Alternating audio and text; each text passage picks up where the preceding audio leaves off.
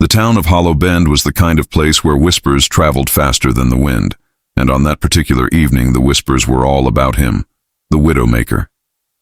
He came riding in slow, the setting sun burning red behind his silhouette, his horse's hooves stirring dust that hung in the air like smoke after a battle.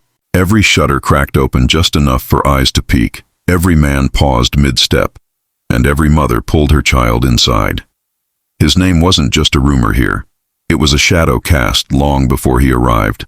They said he had left 20 men in the ground, each one certain he'd be the one to beat him, but none fast enough to draw before the Widowmaker's iron roared. His real name was lost, forgotten, buried with the man he used to be. All anyone saw now was the legend, and legends are made of fear. He tied his horse outside the saloon, his boots thudding against the wood as he walked in, spurs jingling a tune that sent gamblers and drunkards stiff as statues. He didn't need to look around. He already knew the room was his. The barkeep fumbled for a bottle, his hands trembling, but before he could pour, the silence split. A ranch foreman with too much whiskey and too little sense shoved back from a poker table, his chair clattering to the floor. "You think you own every room you walk into?" The man slurred, his voice carrying over the dead quiet saloon. "You're gonna regret this, stranger."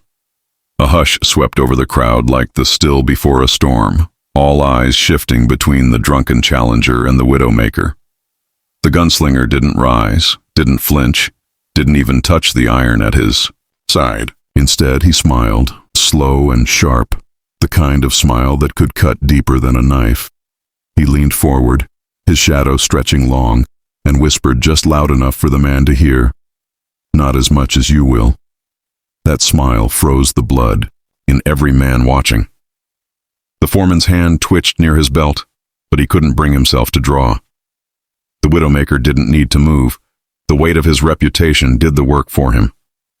With a curse under his breath, the foreman stumbled back, grabbed his hat, and fled out the swinging doors, leaving behind the echo of his own cowardice. Laughter rippled nervously around the saloon, men slapping tables and shaking their heads, grateful it hadn't been them who drew his stare. But just when the Widowmaker reached for his glass again, a different kind of voice cut through the air. "So that's it? A smile and a whisper, and the whole world bends?" The words came from a woman standing near the back, a traveler by, the look of her clothes, dust on her boots and fire in her eyes. She wasn't like the painted girls who clung to gamblers, nor the weary wives who avoided the saloon.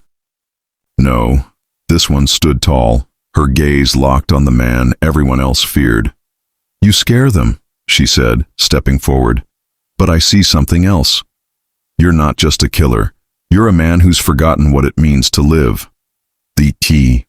Widowmaker froze, the glass halfway to his lips, and for the first time in years he felt something other than control. He rose slowly, the wood creaking beneath his boots as he crossed the room. When he stopped in front of her, the whole saloon held its breath. He leaned closer, close enough to see her eyes reflect the lamplight, close enough that his voice came, like thunder wrapped in silk. "Careful, darling. You keep talking like that, you might end up buried with the rest of them." But she didn't flinch. Her lips curved into the faintest of smiles, steady, unshaken. "Maybe I'd rather die than live afraid." And for the first time in his long, bloody trail, the Widowmaker felt something shift deep inside him. Not fear, not anger, but the stirring of a past he thought he'd buried. The Widowmaker left Hollow Bend before dawn, his horse carrying him into the desert where shadows stretched long and silence reigned. He told himself he rode to escape her words, but the truth was, they followed him like a song he couldn't forget. Days later, in the canyon town of Red Rock, he found her again, or maybe she found him.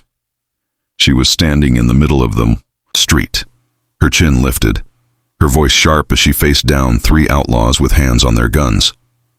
Townsfolk lined the sidewalks, too afraid to intervene, but she didn't move, didn't beg, didn't break.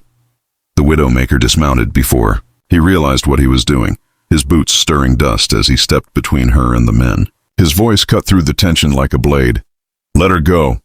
The tallest outlaw, scar across his jaw, spat in the dirt and sneered, "Or what?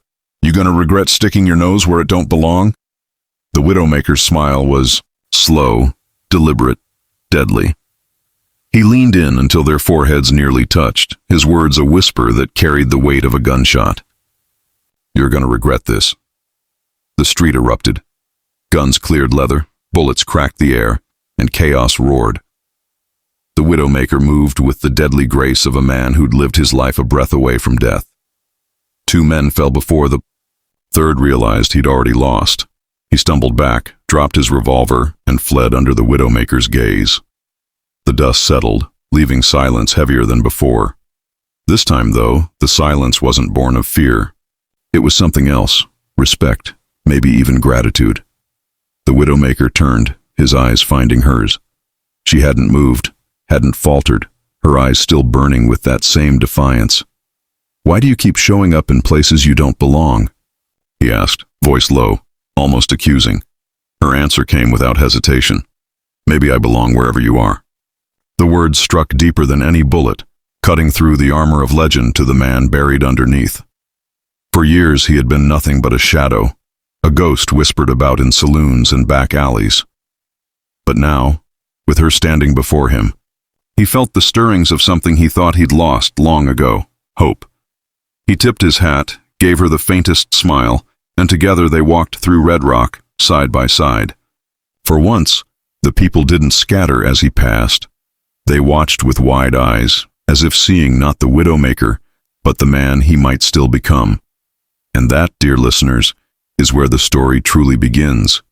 Because sometimes even the darkest legend can be changed by a single spark, and sometimes the most feared man in the West discovers that fear is no match for fire.